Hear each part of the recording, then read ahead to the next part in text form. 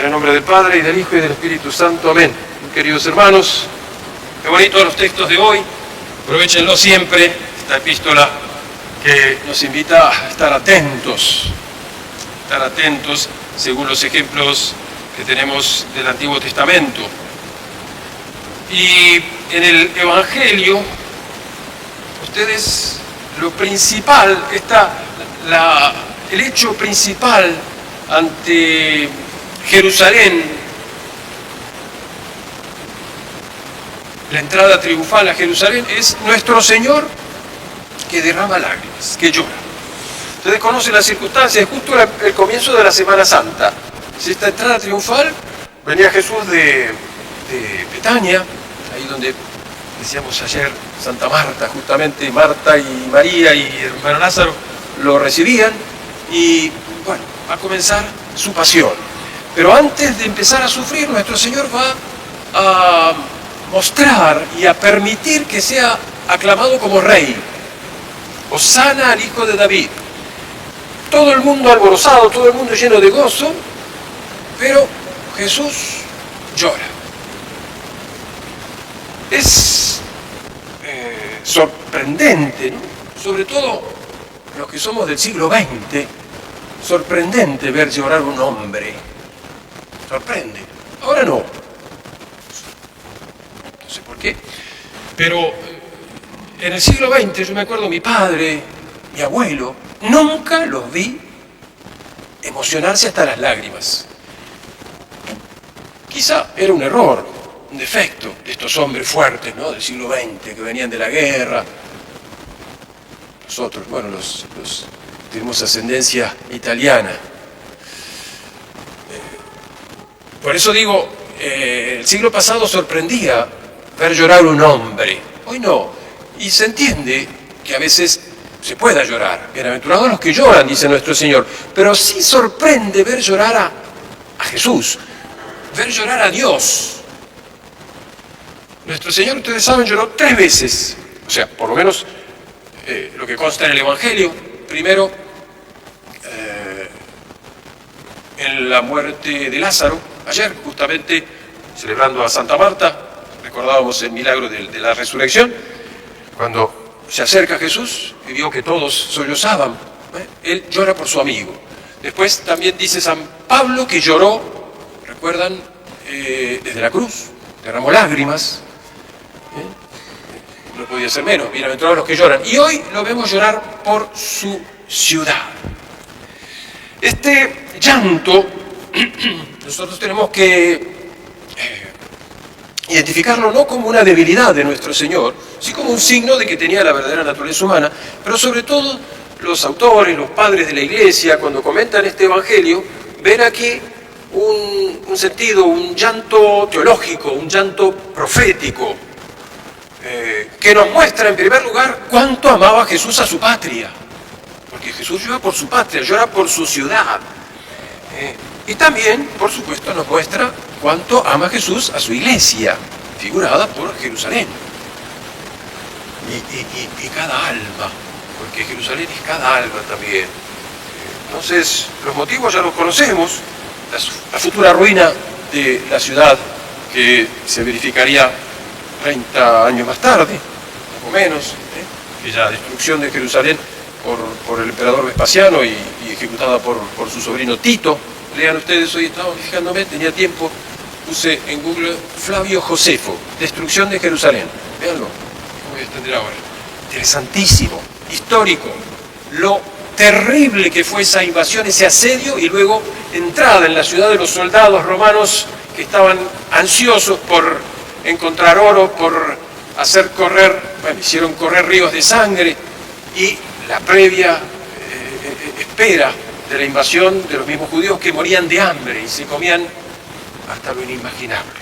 Bueno, cierro el paréntesis, pero vean ustedes, por eso llora Jesús. Como si nosotros pudiéramos ver proféticamente la ruina de las ciudades católicas por su impiedad. No las vemos y no lloramos, pero ahí va la enseñanza. Y después Jesús llora por no haber conocido esta ciudad, la iglesia, no haber conocido o reconocido, dice Jesús, el día de su visitación, el día de su visita por Dios, el día que Dios la visitaba.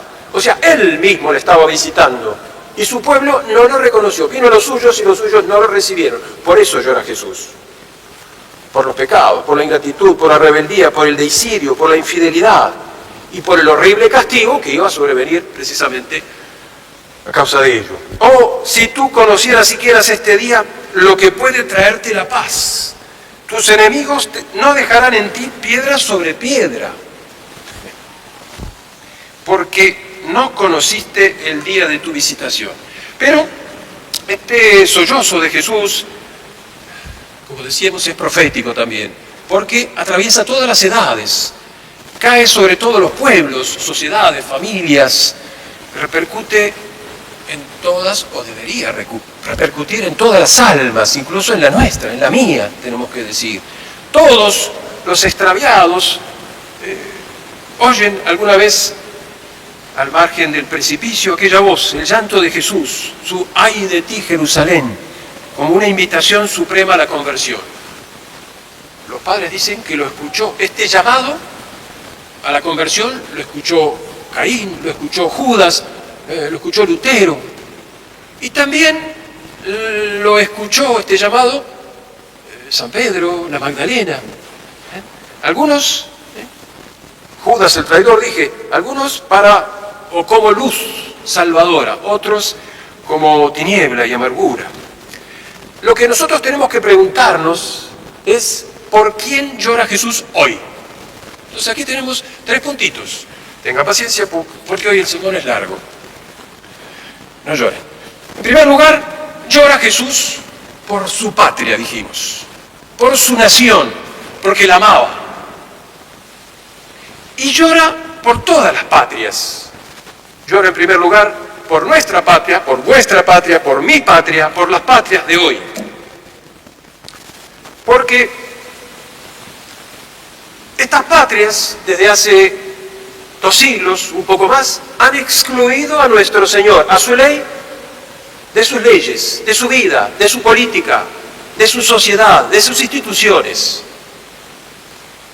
Y este abandono en las constituciones, en las leyes de nuestro Señor, precisamente ha traído y trae consecuencias, verdaderas, funestas consecuencias. Jesús llora porque se ha adoptado esa filosofía social y política de estos principios, decimos, nacidos de la revolución, que son una traición al concepto de patria católica, la soberanía popular, contra la autoridad que viene de Dios, ustedes saben, la separación de la Iglesia y del Estado, la libertad de culto, las leyes inicuas, y aquí la lista sería muy larga, pero ustedes la conocen mejor que yo. Divorcio, aborto, control artificial de la natalidad, derecho, las cosas, derecho a la esterilización, educación, que ustedes ya saben cómo se llama, legalización del mal llamado matrimonio, y todas las demás aberraciones que no quiero citar. Y a esto no se le llama, nosotros no le llamamos paganismo, vuelta al paganismo. Una sociedad que era católica, cuando se verifica lo que acabo de decir, balbucir, es una verdadera apostasía, una impiedad pública, es la institucionalización del pecado. Entonces, ¿cómo puede tener paz una patria, una nación, si se excluye positivamente al que es autor y causa de la paz, que es nuestro Señor y sus leyes, su Espíritu? ¿Cómo tener paz los hombres si se obstinan en rechazar a Cristo Rey, causa de la paz? Y por eso Jesús llora. ¡Ay, si conocieses lo que puede traerte la paz! Chile, Argentina, España. Pero también Jesús llora por su iglesia, además de cada uno, que ahora diremos, por los jefes religiosos. No tanto por las infidelidades o pecados de esos que han habido desde siempre en los hombres de iglesia, esas debilidades que conocemos en los papas incluso, siempre, sino sobre todo por la infidelidad a la doctrina. Esta doctrina católica abandonada sobre la sociedad política, recién decían, sobre la realeza social de nuestro Señor, y sobre todo, no solamente el abandono, sino el silencio de los pastores al respecto, lo que engendra en las ovejas una confusión sin igual. El rebaño, el laicismo, el indiferentismo, la libertad religiosa, las ceremonias ecuménicas en lugar del culto único de Dios, una sociedad liberada, independizada de la religión y de los mandamientos, etcétera, etcétera. El diálogo en vez de la fe y los principios católicos predicados, etcétera.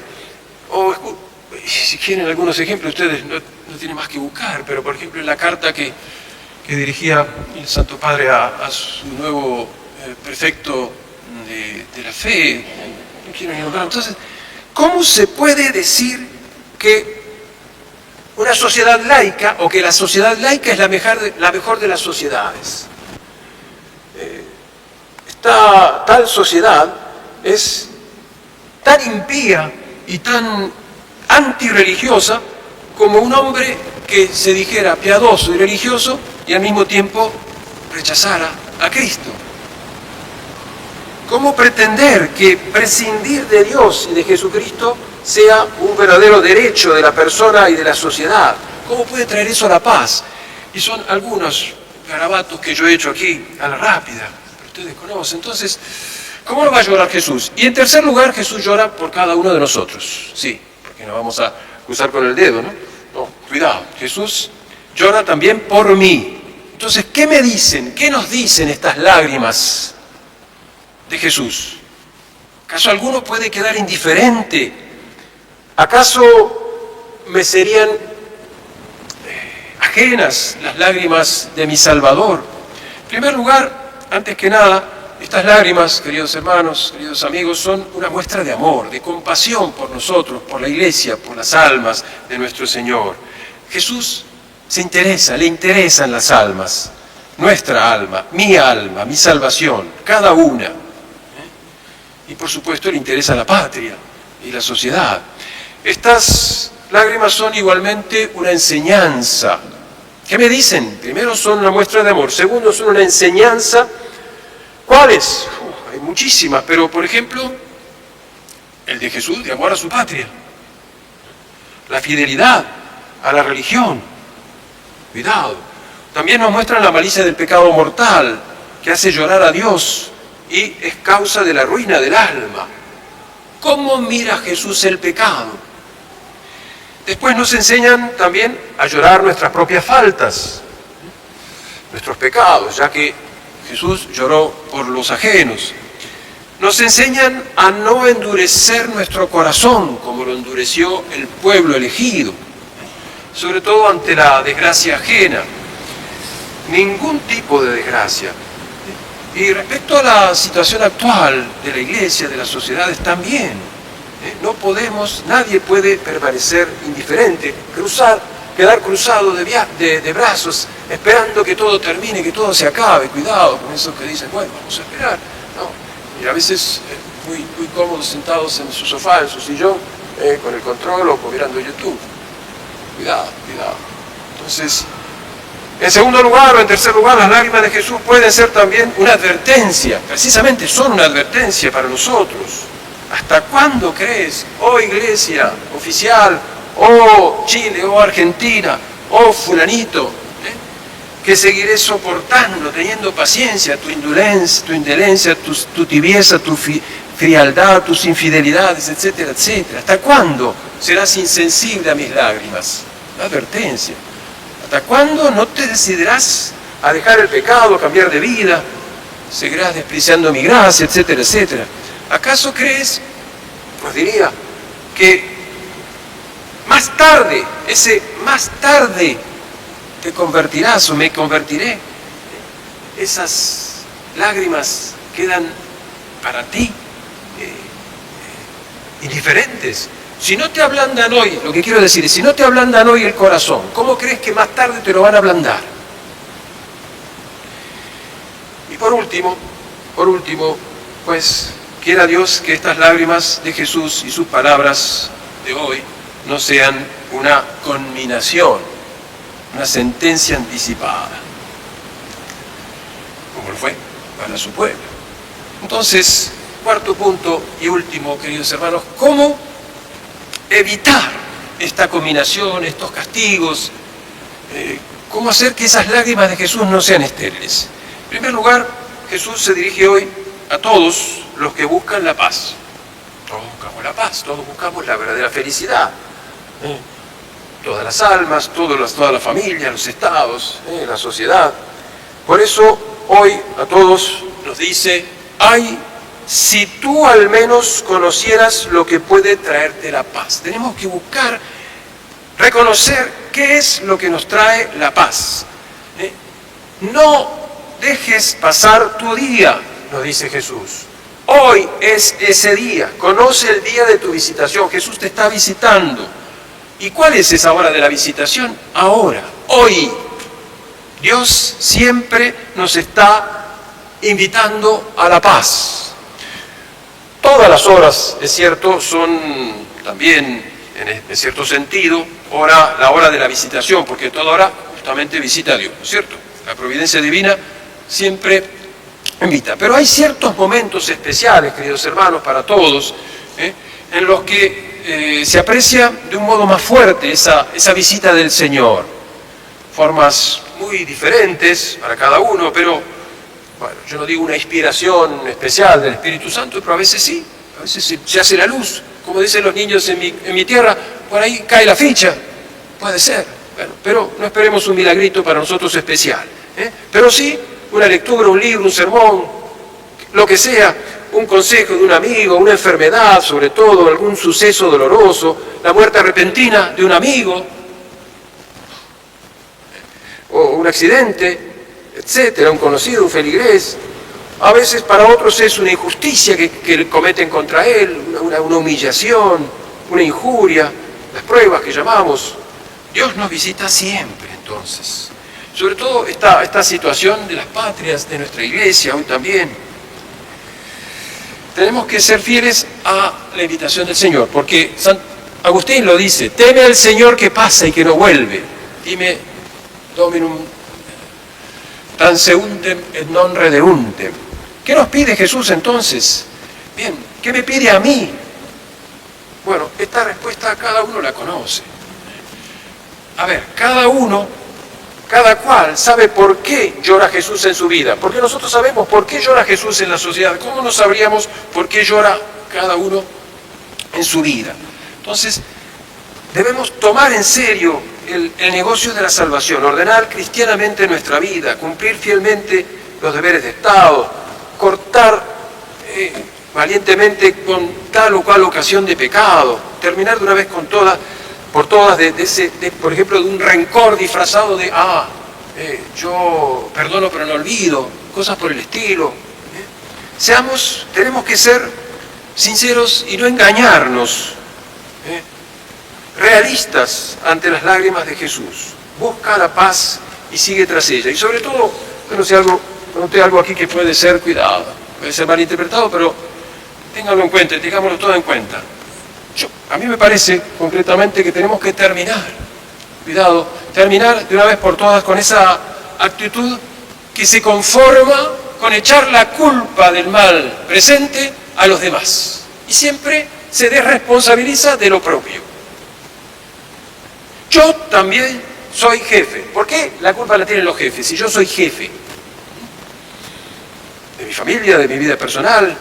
Terminar y dejar de lado esas cuestiones, disputas teóricas, políticas, académicas, etcétera, que agotan las verdaderas fuerzas, energías espirituales. Sí tenemos que estudiar, que leer, por supuesto, pero pongámonos a rezar un poco más, a venir a misa, a comulgar, a confesarnos, etcétera, hacer reinar a Jesús en nuestra alma y en nuestras familias.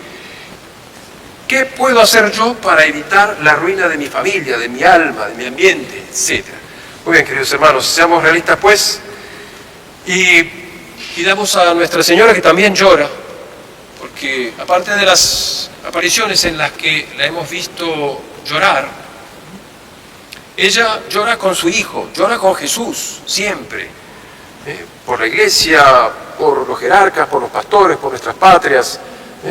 Y pidámosle que sepamos reconocer esas lágrimas de Jesús como una advertencia, como un consuelo, como una combinación, y enmendarnos antes de que Jesús venga, entre al templo de mi familia, al templo de mi patria, al templo de mi alma, y eche a los mercaderes, a los golpes, a los latigazos. Dejémonos tocar, pues, por las lágrimas de Jesús y de nuestra Madre. Que así sea. Ave María Purísima, sin pecado concebida.